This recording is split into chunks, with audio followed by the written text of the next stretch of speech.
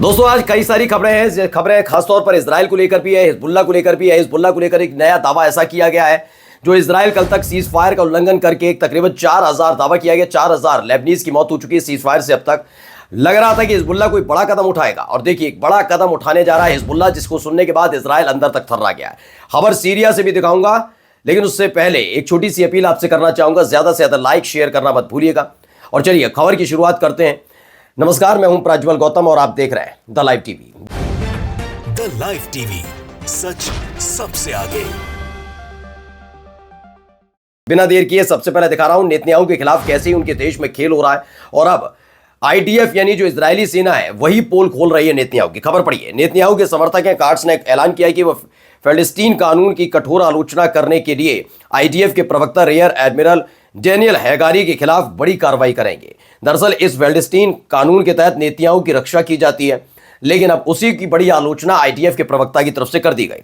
जैसे ही खबर आई वैसे ही आईडीएफ में हड़कंप मच गया। आईडीएफ के चीफ ऑफ स्टाफ सामने आए और इजरायली मीडिया की खबर है कि लेफ्टिनेंट जनरल हर्जी हलेवी ने फिलिस्तीन कानून के संबंध में एक प्रेस कॉन्फ्रेंस की और जो डेनियल हैगारी है जिन्होंने टिप्पणी की थी फिलिस्तीन कानून को लेकर, उस पर फटकार लगाई है। आईडीएफ का कहना है कि हैगारी ने कानून की आलोचना करके अपने अधिकार के दायरे को पार कर लिया है, जबकि हमारा काम सिर्फ और सिर्फ सरकार को रिपोर्ट करना होता है, आलोचना करना नहीं होता है।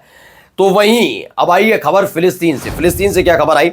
यूएन के एक विशेषज्ञ हैं, इंडिपेंडेंट विशेषज्ञ हैं, एक्सपर्ट हैं, जॉर्जियोस कैटरोगालोस, इन्होंने इस बात पर जोर दिया है कि नेतन्याहू और गैलेंट को गिरफ्तार करने का जो इंटरनेशनल क्रिमिनल कोर्ट ने आदेश दिया है वो अपने आप में बताता है कि कैसे युद्ध अपराध में इजराइल न केवल शामिल है बल्कि दोनों शामिल है।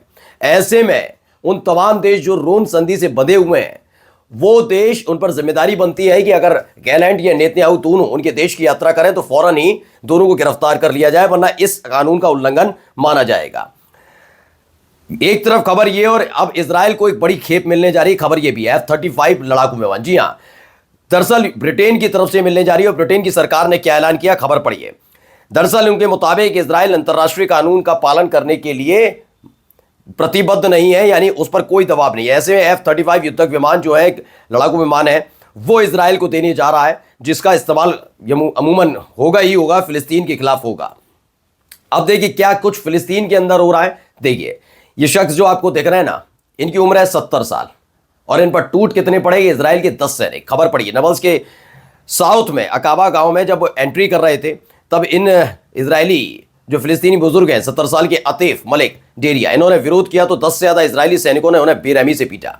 स्थानीय सूत्रों ने बताया कि इजरायली सैनिकों ने बारी बारी से उनकी पिटाई की, जिससे उनकी मौत हो गई। उन्हें अस्पताल में भर्ती कराया गया, लेकिन तब तक उन्होंने दम तोड़ दिया। तो किस तरह से बूढ़े बुजुर्गों पर, बच्चों पर कहर ढाया जा रहा है, इसकी तस्वीर और खबरें लगातार आई रही हैं गजा से। अब एक वीडियो आपको दिखाने जा रहा हूं, पहले वो वीडियो देख लीजिए। तो हर तरफ आपको आग लगी नजर आ रही होगी। काफी कुछ इसमें कुछ लोग घायल होते हुए नजर आ रहे हैं। इसमें देखिए ये कहां की खबर है बताऊंगा। कोदास न्यूज नेटवर्क है, उसकी तरफ से आगजनी की खबर थी, तस्वीरें निकलकर सामने। इसी लेकर जो दावा किया गया, वीडियो को बता दूं, इजरायली कब्जे वाले विमानों ने, यानी कि इजरायली विमानों ने, लड़ाकू विमानों ने अल मवासी इलाके पर एयर स्ट्राइक की। दक्षिणी गजा पट्टी के खान यूनिस में हजारों जो फिलिस्तीनियों को वहां पे शेल्टर लेकर बैठे हैं उन पर यह हमला हुआ है, जिसमें 20 से ज्यादा फिलिस्तीनियों की मौत की खबर सामने आई है। इसी से इसके अलावा एक और वीडियो जारी की गई, लेकिन ये वीडियो किसने जारी की? हमास ने जो वीडियो जारी की है वो भी देखिए। ये हमास की तरफ से वीडियो जारी की गई और बताया गया है कि कैसे वो अटैक कर रहे हैं। इसमें आपको बड़े बड़े हथियार गड्ढा खोद कर किस तरीके से चीज़ें की जा रही हैं, माइंड लगाए जा रहे हैं, क्या कुछ कर रहा है हमास, वो तमाम चीज़ें इस वीडियोज़ के जरिए दिखाई जा रही है। सड़क पर दौड़ते हुए टैंक और कैसे वो निशाना बनाए जा रहे हैं, उन पर कैसे निशाना दाग रहा है। हमास की माइंड लगा दी है बीच में और जैसे ही उन पर से टैंक निकलता है विस्फोट हो जाता है। इससे दावा किया गया अल कसम ब्रिगेड ने गजा पट्टी के नॉर्थ में जबालिया जहां पर शेल्टर बना हुआ है कि ईस्ट में विस्फोट के अल यासीन 105 गोले और P-29 गोले के साथ एक घर में बैरिकेडिंग किए गए इजरायली बख्तरबंद वाहन और पैदल सेना पर हमला कर दिया। काफ़ी भारी नुकसान इजराइल को इस बीच उठाना पड़ा है। अब एक और वीडियो मैं आपको दिखाने जा रहा हूँ। ये वीडियो भी वहीं से आई। देखिए एकदम अचानक से धमाका होता है, कितना ज़ोरदार धमाका। ये कहाँ, कैसे, किसने किस पर हमला किया है वो भी मैं आपको बताऊंगा, लेकिन पहले वीडियो देखकर देखिए कितनी कई फीट ऊपर तक धुआं उठ रहा है, यानी धमाका कितना जोरदार, चीख पुकार की आवाजें लगातार आ रही हैं। तो जान बचाने के लिए लोग भागते हुए नजर आए। इसे लेकर दावा किया गया है कि ये उस वक्त का ही है जब गजा पट्टी के साउथ में मवासी खान यूनिस में तंबुओं पर बमबारी की गई थी और वहां पर लगातार बमबारी करके काफी बड़ा हमला किया गया इजराइल की तरफ से। ये उस वक्त की वीडियो बताई जा रही है। अब देखिए एक जो खबर आई है वो खबर कहां से निकल कर आई, ये खबर है लेबनान से जुड़ी है। ये अमेरिका ने एक रिपोर्ट दी है। अमेरिकी खुफिया एजेंसी का आकलन है कि लेबनान के हिजबुल्लाह ने इजराइल के सैन्य अभियान के बीच, यानी जो एयर आर्मी ऑपरेशंस चल रहे हैं इजराइल के, उन सब के बीच नए लड़ाकों की भर्ती शुरू कर दी है और जो अपने हथियारों का घरेलू उत्पादन यानी कि अपने ही लेबनान में बनाने का काम किया जा रहा था उसे तेज कर दिया। इसके लिए सीरिया से हथियारों के तमाम अलग अलग उपकरण मंगाए जा रहे हैं और उसके जरिए हथियार बनाए जा रहे हैं।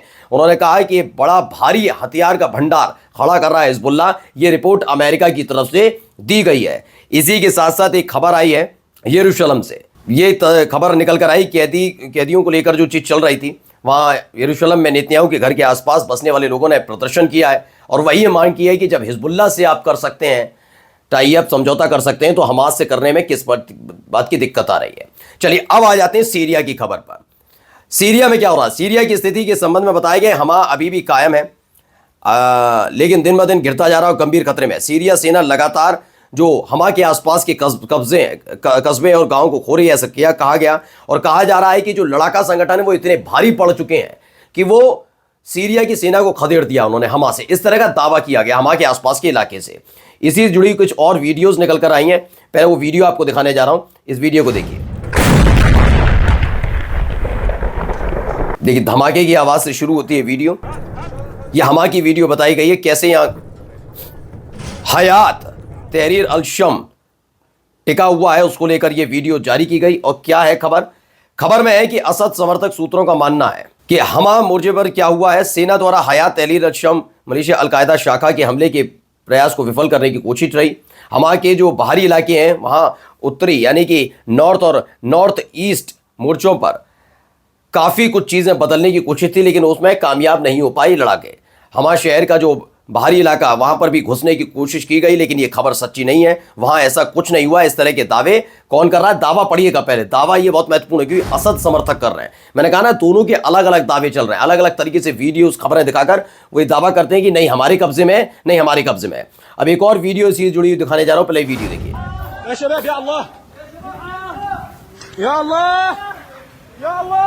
हर तरफ धुआं धुआं नजर आ रहा होगा।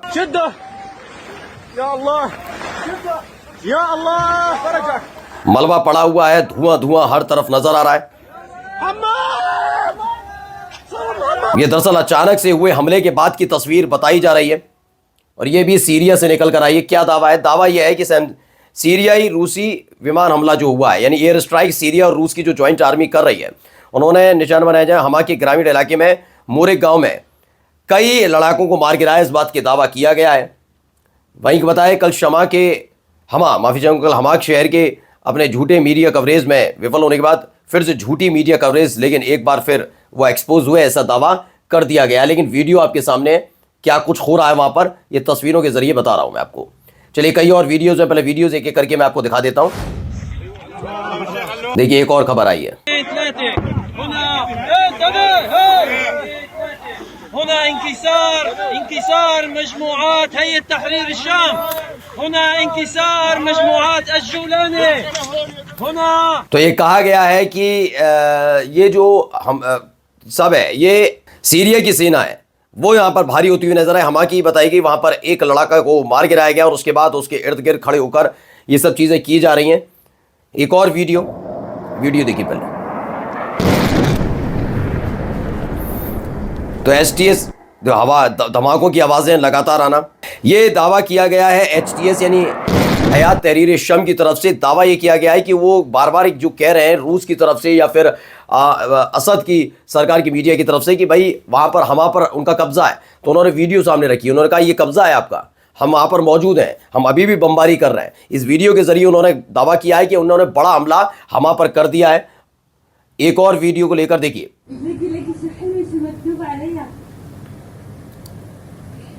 इसको लेकर बताता हूं अभी खबर क्या है। देखिए प्लेन की आवाज आई है, प्लेन की आवाज आती है।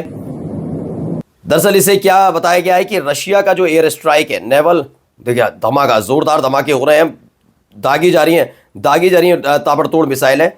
इसमें बताया नेवल जो उनका क्रूज मिसाइल्स है वहां से दागी गई हैं नेवी ने, और ये इदलिब की तरफ दागी गई हैं, इस तरह का दावा इस वीडियो के जरिए किया गया है। एक और वीडियो देखिए कैसे अटैक हो रहा है। ये है SU-25 जो वहां पे लड़ाका संगठन है उन पर हमला कर रहा है। हमा का ये वीडियो बताया गया कि SU-25 विमानों से हमला किया जा रहा है। चलिए खबर क्या है और मैं बताता चलता हूं। सीरिया की अरब सेना द्वारा एक बड़ा हमला किया गया हमा के पास जबल जैन अल अब्दीन में, और दावा किया है HTS के नेतृत्व वाले लड़ाकों को बहुत भारी नुकसान हुआ है। ये दावा आज ज्यादातर देखने को मिल रहा है कि लड़ाकों की तरफ से तो आया, लेकिन सबसे ज्यादा अगर किसी की तरफ से आया है तो वो सीरिया की सेना की तरफ से। बताया गया है कि रूस की तरफ से जो नजर रख रहा है कि पूरा सेंटर इनका, उसने बताया कि जो सीरिया की सेना है और रूस के जो सेना है उसने 24 घंटे के दौरान कई जगहों पर निशाना किया और 120 लड़ाकों को मार गिराया है, इस तरह का दावा किया गया, और ये आंकड़ा और भी बढ़ सकता है ऐसा दावा किया जा रहा है। अब एक खबर आई DD जियोपॉलिटिक्स की तरफ से, इसमें बताया गया है कि KCNA की रिपोर्ट के मुताबिक रूस और DPRK के बीच बड़ी साझेदारी का समझौता लागू हो गया है। और इसी बीच यूक्रेन से भी खबर है कि यूक्रेन को आने वाले हफ्तों में रूसी संपत्तियों से $50 अरब मिलेंगे। कैसे, ये बताया गया कि अमेरिकी विदेश मंत्री एंटनी ब्लिंकन ने एक ब्रीफिंग के दौरान कहा, उनके मुताबिक यूक्रेन को के लिए अमेरिका और यूरोपीय संघ के बीच एक योजना तैयार हुई है। अब जो रूसी संपत्तियां हैं वहां पर उसके आधार पर उन्हें $50 मिलियन मिलने जा रहे हैं, ऐसा दावा किया जा रहा है। यानी कुल मिलाकर अभी पूरी तरह से शांत नहीं हुआ, लेकिन लेबनान को लेकर जो नया दावा अमेरिका ने किया है उसने जरूर इजराइल को थर्रा कर रख दिया। नमस्कार। द लाइव टीवी, सच सबसे आगे।